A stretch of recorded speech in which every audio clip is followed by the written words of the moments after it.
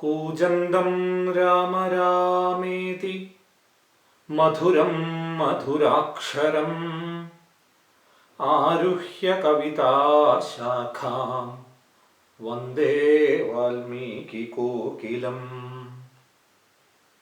यस्य ज्ञानप्रभवमतुलं रामचन्द्रस्य मोहं दूरीकृत्वा सकलजगदाम् अद्वयं घोषितं च तं योगीन्द्रं निगमनिलयं ब्रह्मणः पुत्ररूपम् आनन्दाब्धिं गुरुवरमहं श्रीवसिष्ठं प्रपद्ये. Namaste. Today we are here for the first ever online colloquium on Yoga Vasishta, which is brought by Tadvanam Ashramam to you as part of its Mahashivarathri celebration 2024. Tadvanam Ashramam, since its inception, has been founded on 4 basic principles, which are Kenopanishad, Sri Maharamayana or Yoga Vasishta, the teachings of Sri Ramakrishna and the teachings of Sri Ramana Maharshi.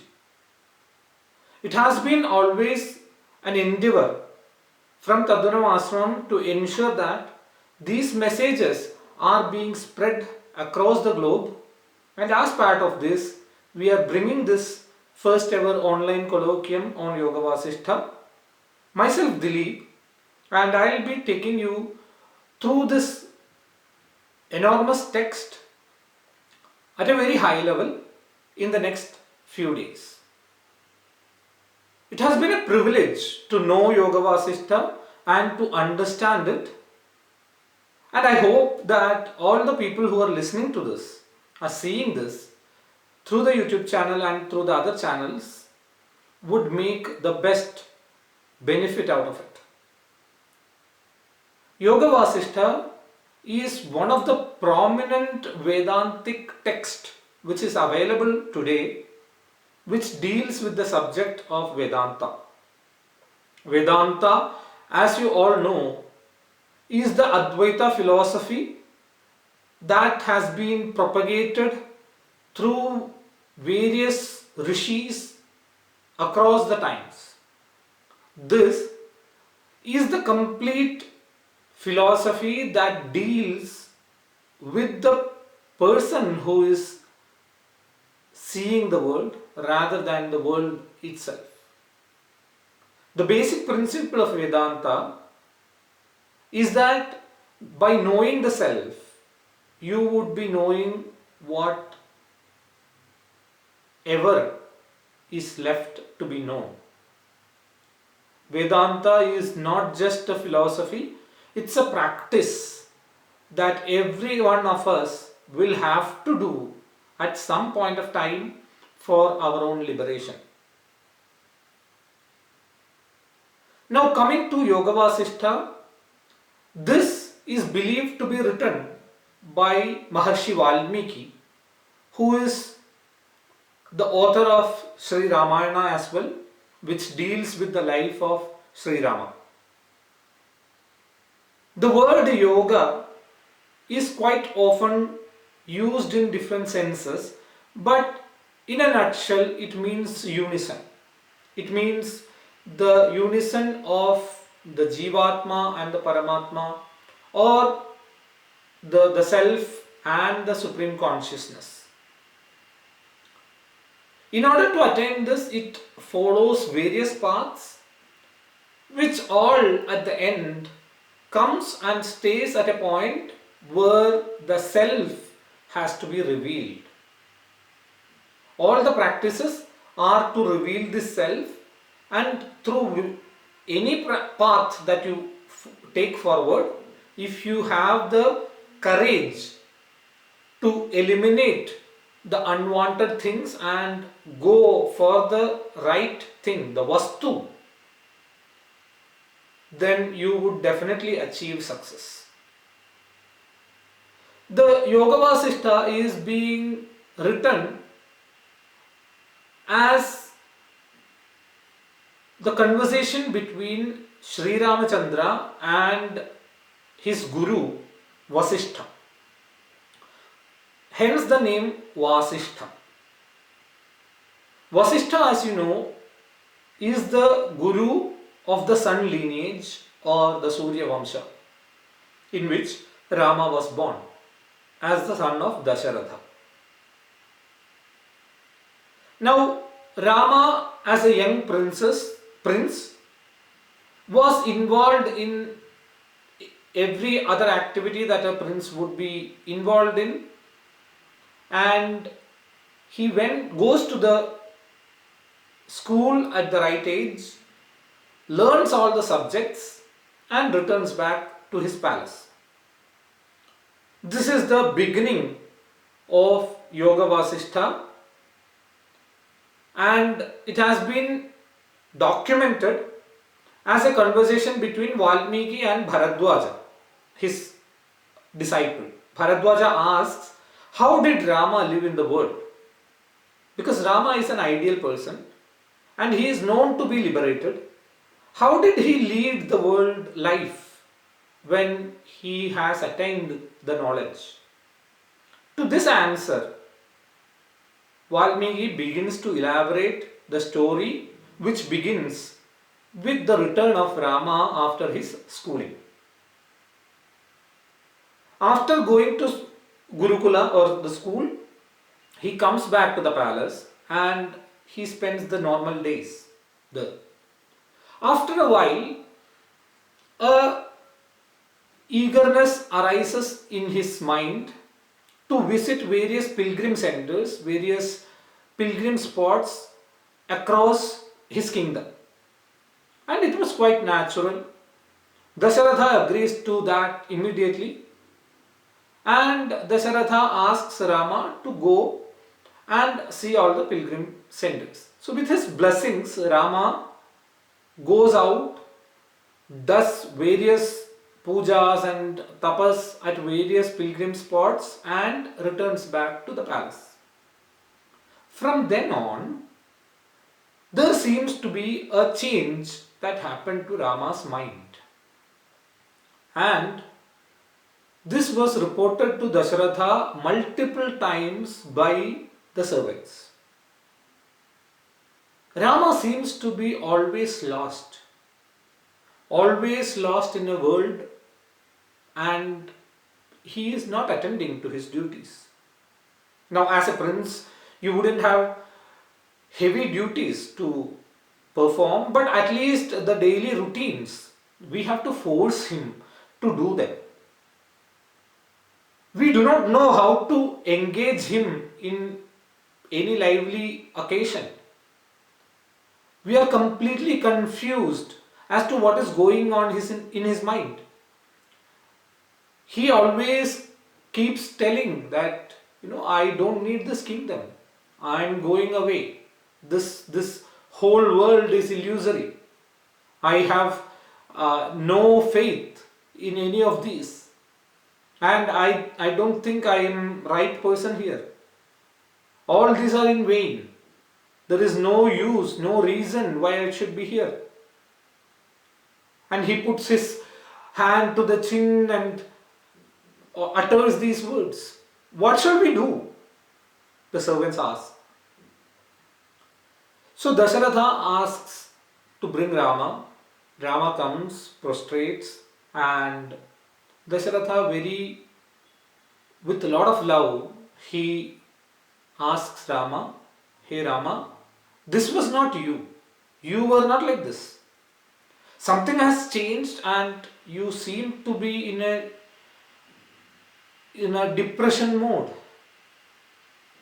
Can I help you? Is there something that I can do to get you out of this? And Rama says, no. I am completely fine, Dad. There is nothing that you can get me. And Dasharatha was quite worried, but he had no choice but to let Rama go. So this continued for a while, and as you know, Rama is a incarnation of God.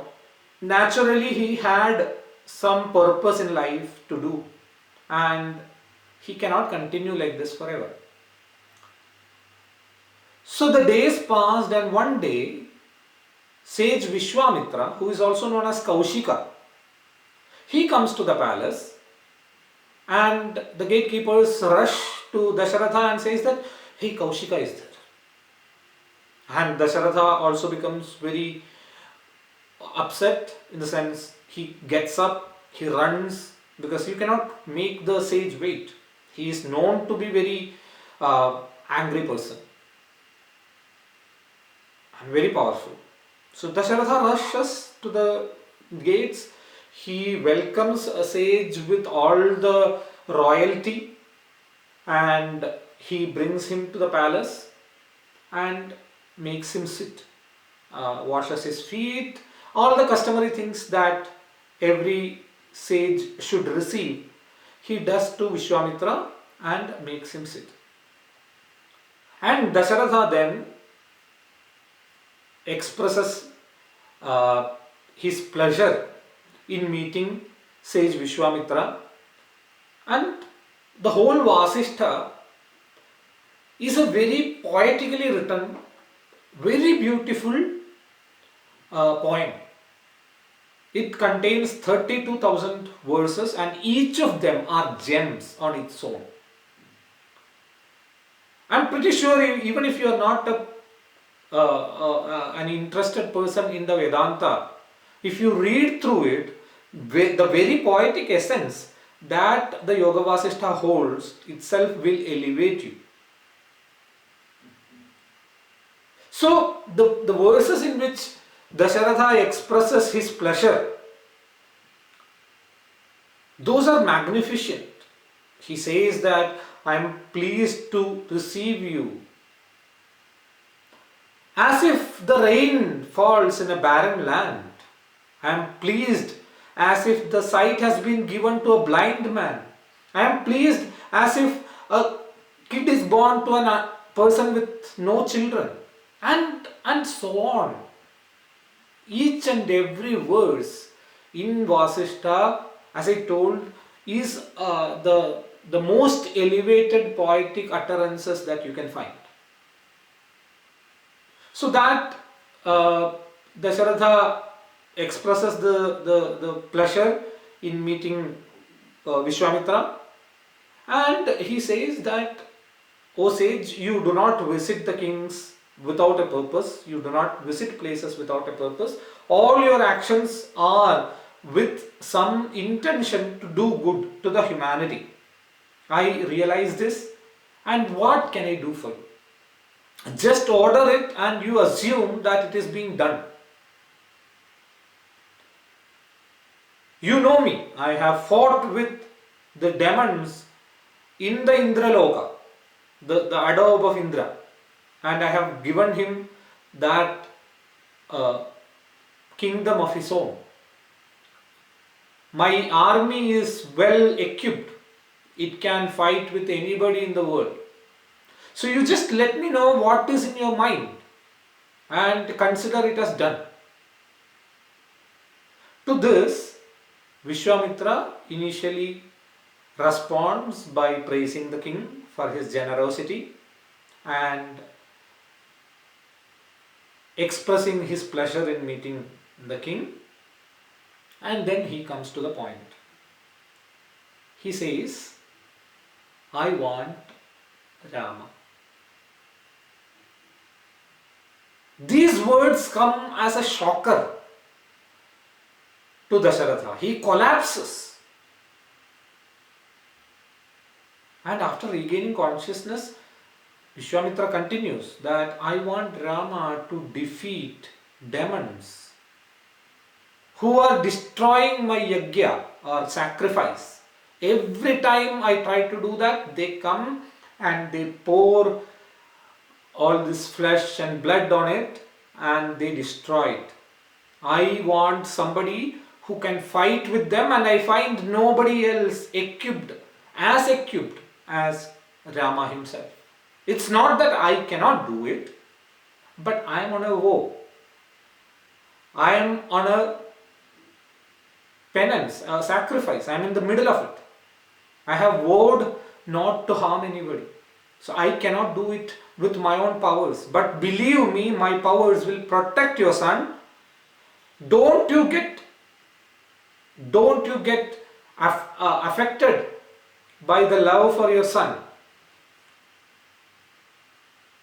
I want him for the benefit of humanity, so you must release him with me immediately.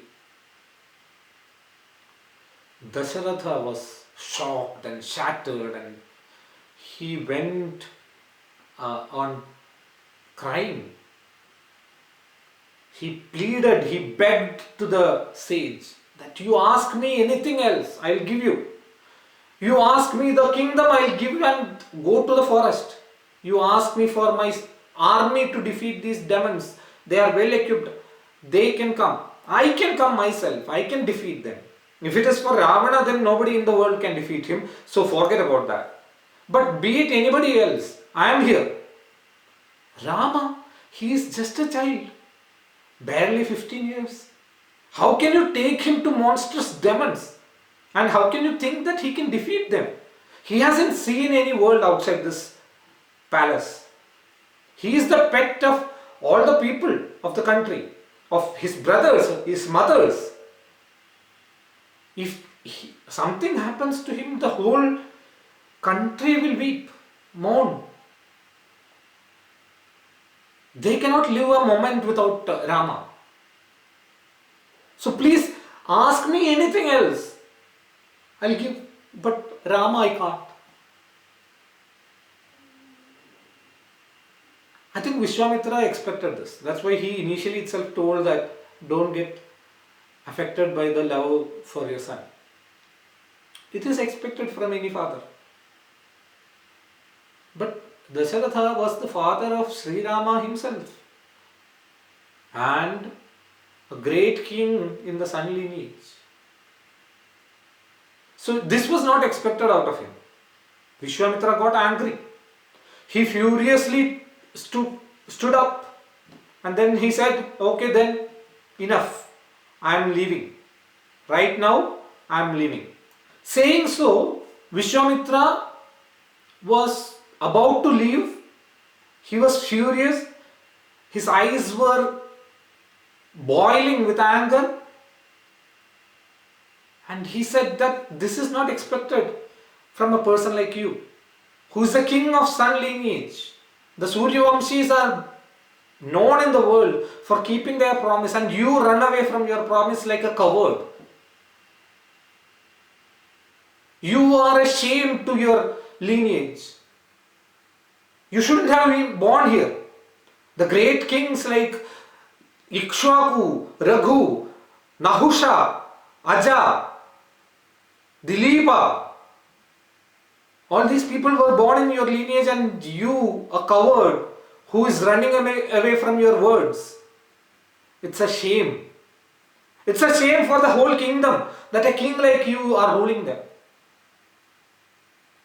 who is blind by the love for his son than doing good for the country and its people.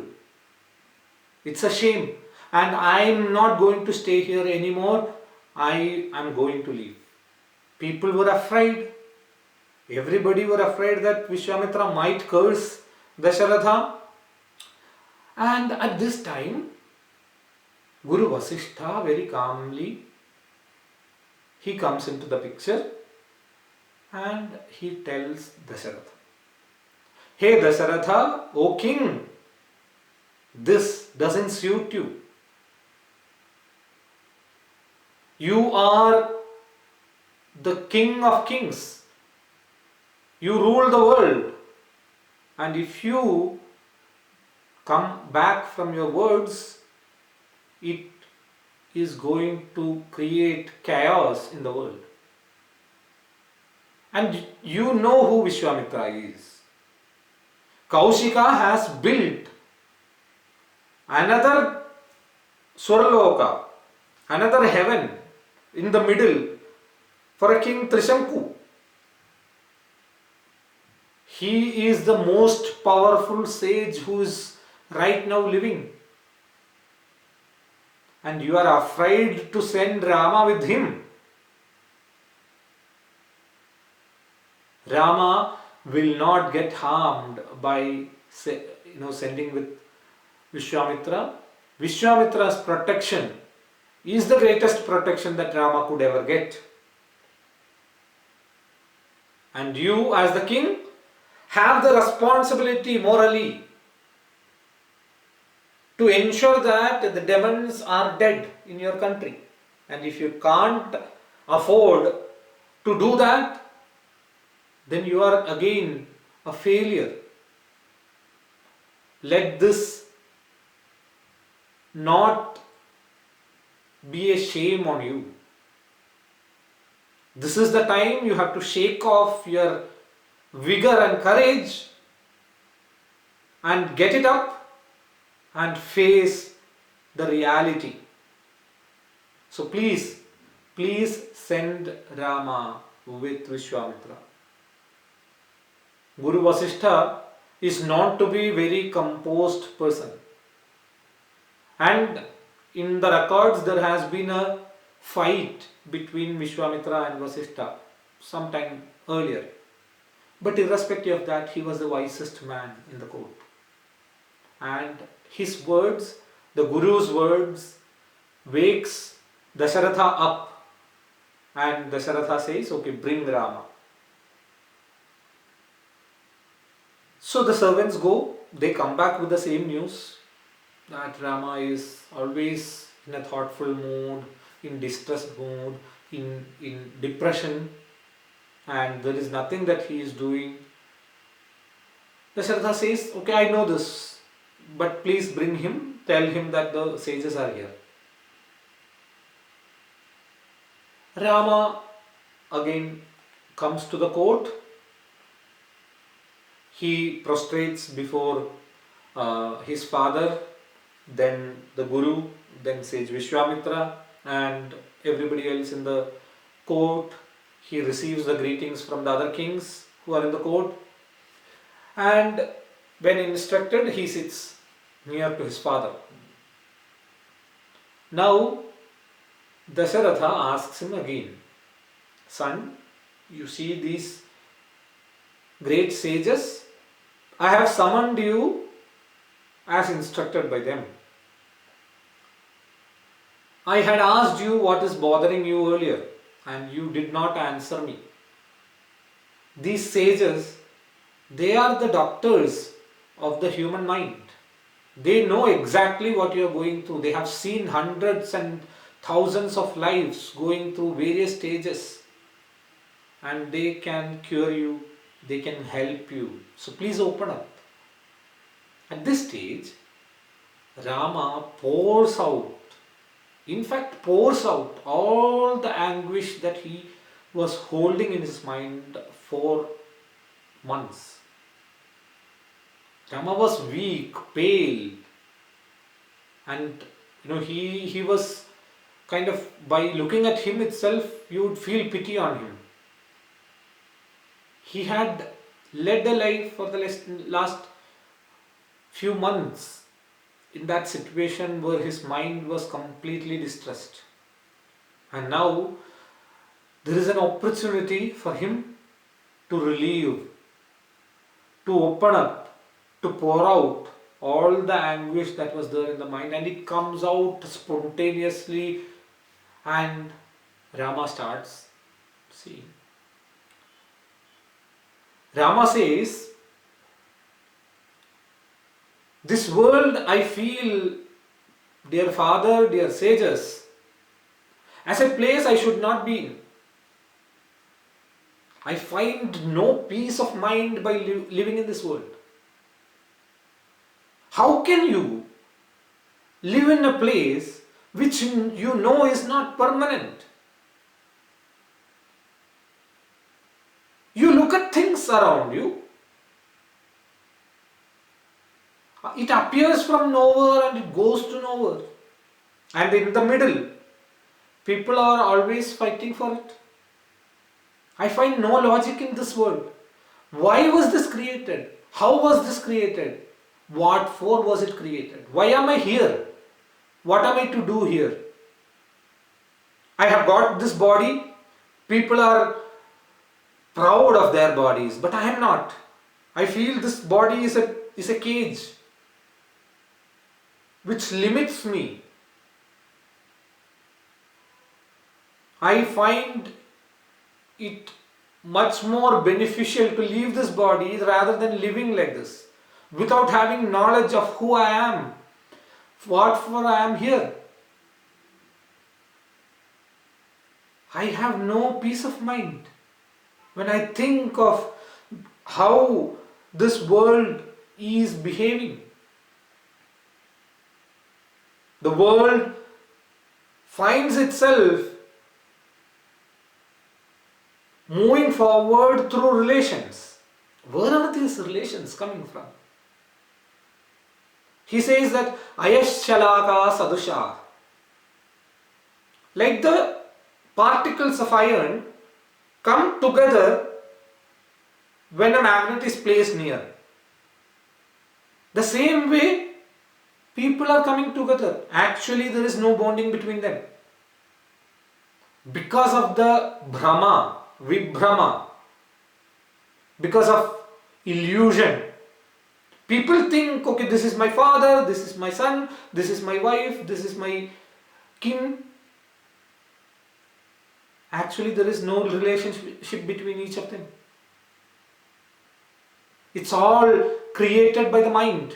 Sarvam manah kalpitam. And people are proud of this. I am the father of so and so, I am the son of so and so, I am in son lineage. What is the benefit? Who is going to bother about that? Is it going to help me to understand who I am? No. Then what is the use? People are thinking that wealth will help bring them happiness. Abundance of wealth will bring happiness. Is it true? Can the wealth be trusted?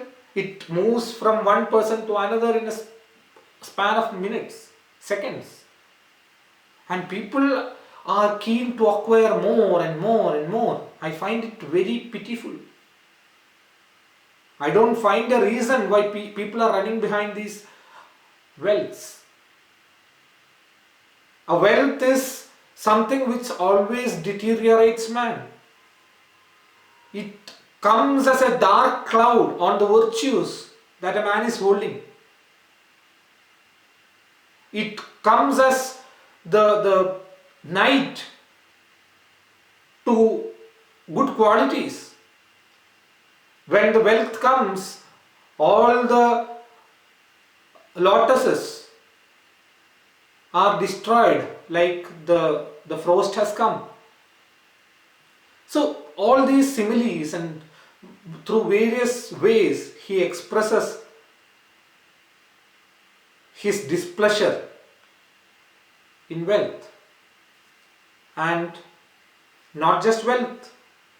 People are proud of their longevity, their age expectancy. They want to live more and more and more.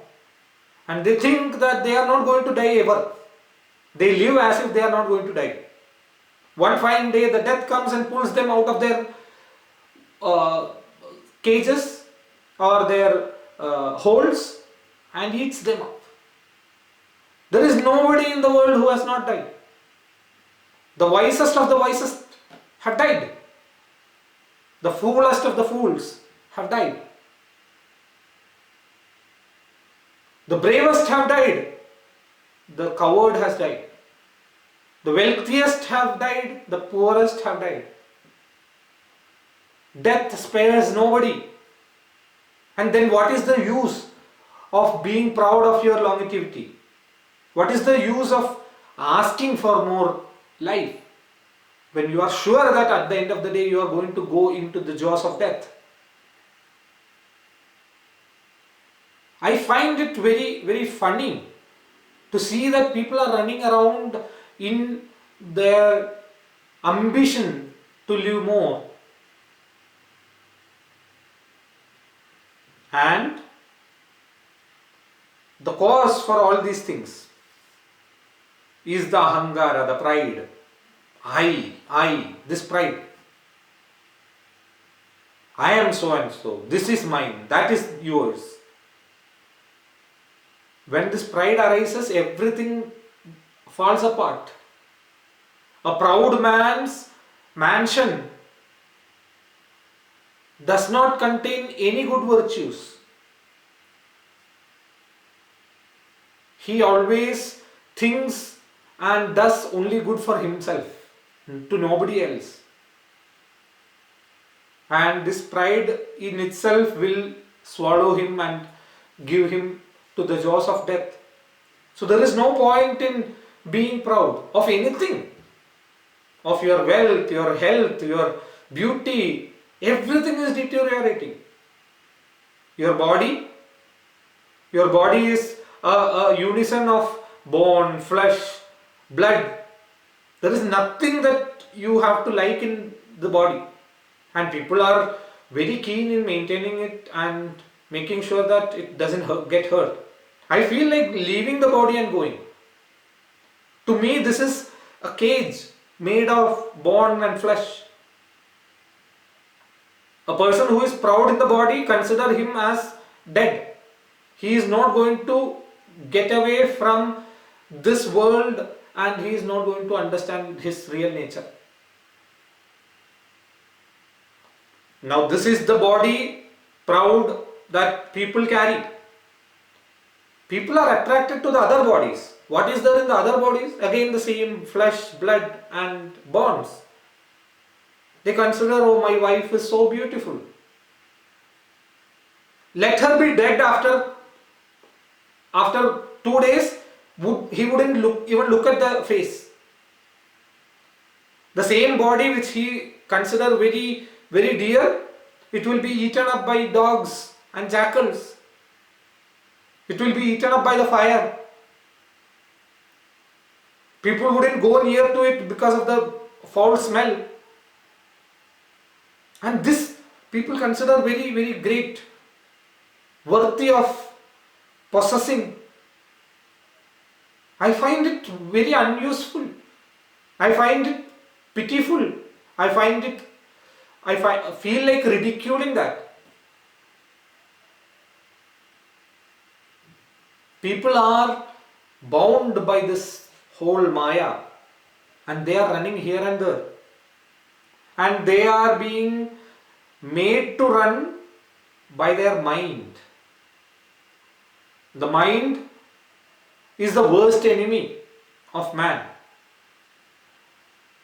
It pulls a man from one place to another and it engages man in different activities. Here, Rama gives a great verse.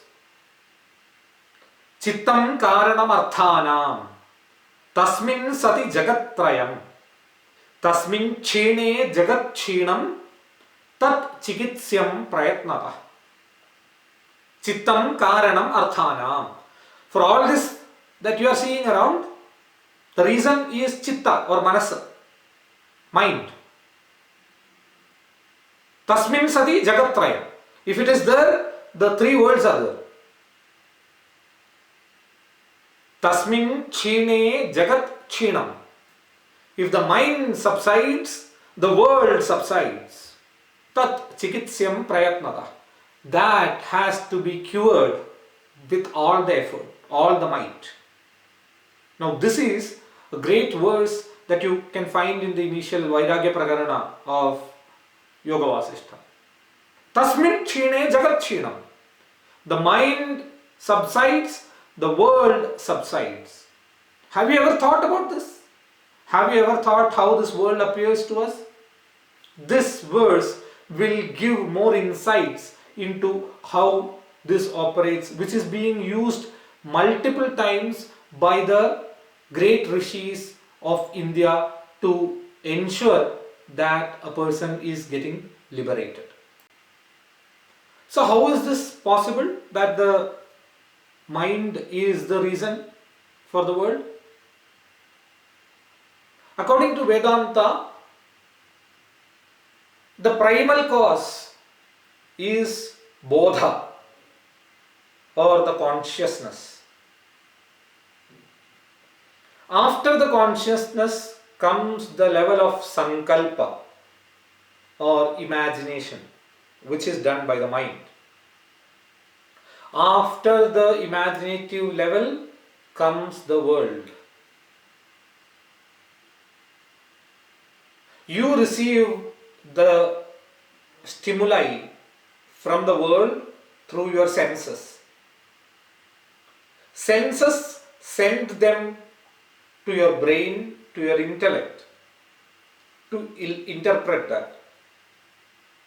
It gets perceived and you get the feeling of perceiving that or seeing that, listening that with the help of mind.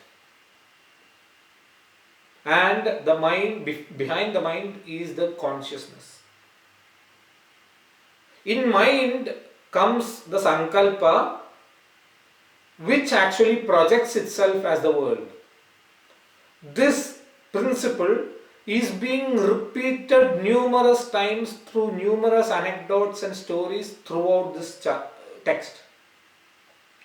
So you need to clearly understand that this world is an imagination of the mind. How do we test it? You can test it by removing the sankalpa of the mind. You are seeing this ring. Some people see it as a ring. Show it to a goldsmith, he will see as gold. It just took a different shape. Be it a bangle, be it a chain made of gold. To a goldsmith, everything is gold. He just is worried about how much weight it has. Or take a case of a thief. Does he care whether it's a golden bangle or a golden ring? All that matters to him is the value that it holds. But we see it as ring, chain, bangle. Same item, same thing has taken different forms. And the person who knows the underlying matter, which values, sees it all as same. The same way, the world has been created through our sankalpa. We think, okay, this as you, this as me, that as someone else, this as that thing. But to a person who has attained the knowledge, he has everything as Brahma. Now, do they have different forms? Yes. Do they have different natures? Yes. Do they follow different patterns? Yes. Do I need to be careful? Yes. But the world is Brahma.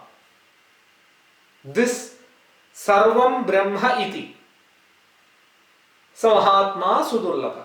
Vasudeva Sarvamiti. Samahatma Sudurlabha. Bhagavad Gita says this. Everything is Vasudeva. Everything is Brahma. To think like that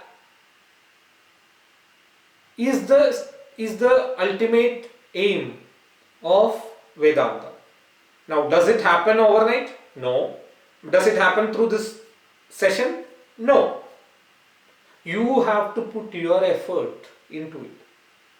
And Yoga Vasishta, throughout its journey, so this principle, this philosophy will come again and again, probably in all the next future sessions. Because this is the principle. This much is it. Tasmin chine jagat chinam. You have to remove your mind. Then the world is gone. How to remove the mind? There are different paths. Raja Yoga is a path where Patanjali in his Yoga Sutras mentions Yoga Chitta Vritti Nirodha. Yoga is nothing but the blocking of the vrittis, sankalpas of the chitta, of the mind. You go through Bhakti Marga, you will at the end reach here. You go through Karma Yoga, you will end here. You go through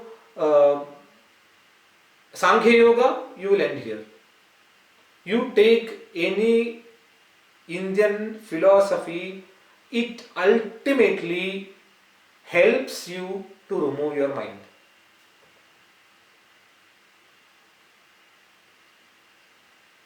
The mind subsided, the world is subsided. Rama at the initial stage itself declares this. So he knows what needs to be done, what is the way out. Only thing is that he is not able to do it, and that creates this distress in him. So Rama elaborates very in detail about mind, its qualities, and he concludes that mind is the worst enemy of a person. Mind is the reason for his bondage. And later on, you will see how Vasista twists it a bit. Vasista later tells Rama that mind is the reason for the bondage and mind is the reason for the liberation as well. So there is a paradigm shift that Vasista brings about in Rama, which actually helps him to regain his composure and live in the world, maybe. But coming back to the point, Rama again and again and again keeps telling about the demerits of the world. He tells about the opposite sex, he tells about the body, he tells about the dependency on life, and he keeps on telling this body is to be rotten at the end of the life, and people think that they are going to live forever. In the childhood, one person does not have the freedom.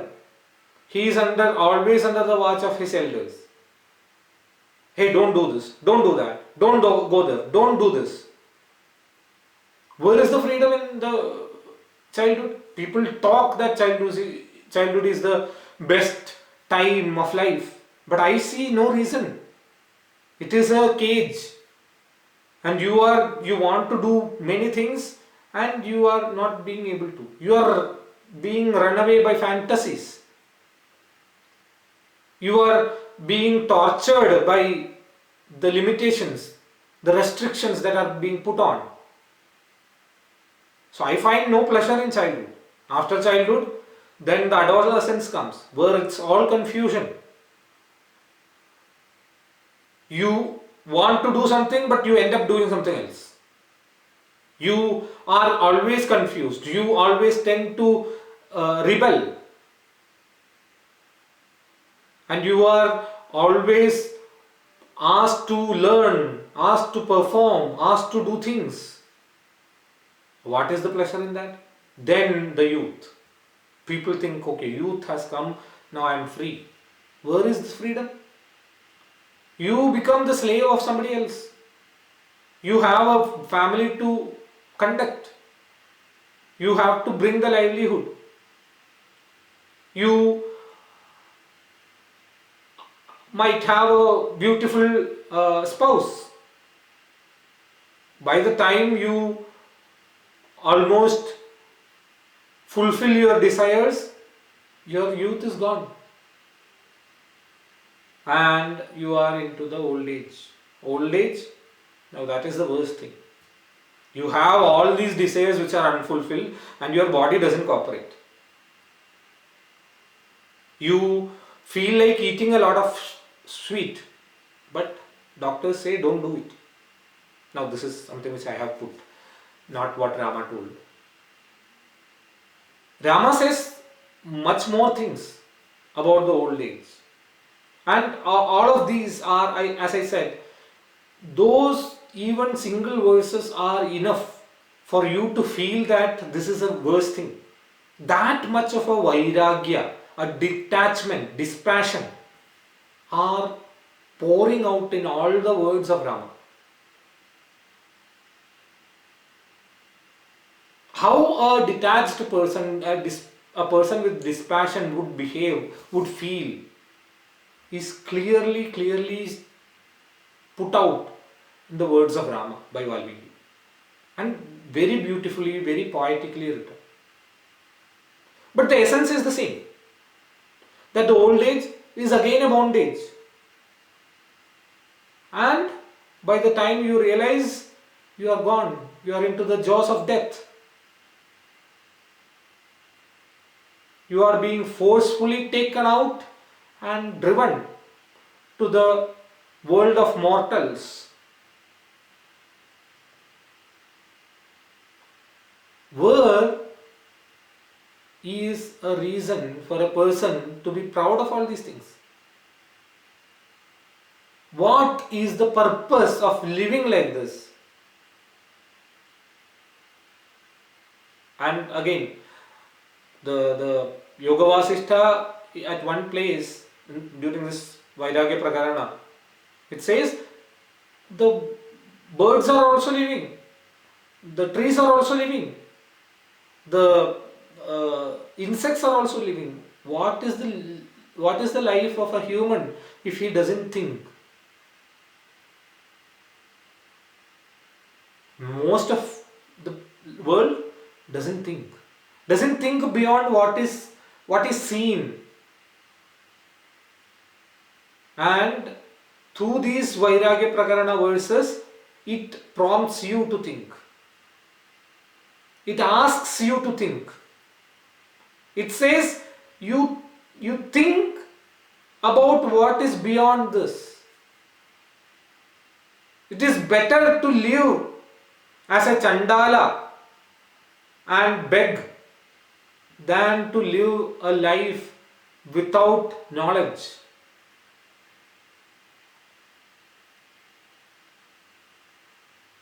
The Yoga Vasishta is a text of immense power to transform the thought process of a person. Rama was in this condition. He continues and on with various doshas. The word itself, the prakarana itself is Jagat Dosha Prakarana. The limitations of the world, the faults of the world. He says that time is the master. Time changes everything. In the time, even the Brahma and the Vishnu and Shiva are like fruits hanging which it plucks at when it is ripe. Time dances as a Rudra in the form of Shiva and destroys the whole world which has been very dearly built. And time is the person who makes a anthill into Sumeru, or destroys the oceans and makes them deserts. Time changes everything. Time is the master who rules the world through its unwavering command. And within this time, we are all nothing. And we believe that we are great. When time comes, in a second you are gone. You are bound to leave. So nothing in the world is permanent. You feel it is permanent for a time. But after that, it's gone. I feel that this world, the attachment and the detachment, the raga and the dvesha, the one's eagerness to attain something, one's eagerness to avoid something, these two are the venoms which kills a man from his senses and which pulls him down again and again to this world of rotating mortality. So, O sage, I find no reason for me to continue this life. I am at a stage where I find no hope, no reason for me.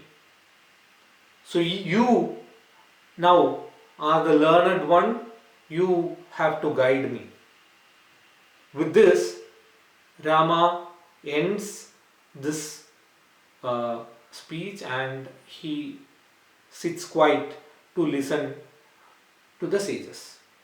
In the upcoming episodes, we'll see how Vishwamitra and Vasista dealt with Rama and how they made sure that Rama's mind is going in the right direction, is being set in the right path, and he is able to overcome the challenge that he was facing at this point of time.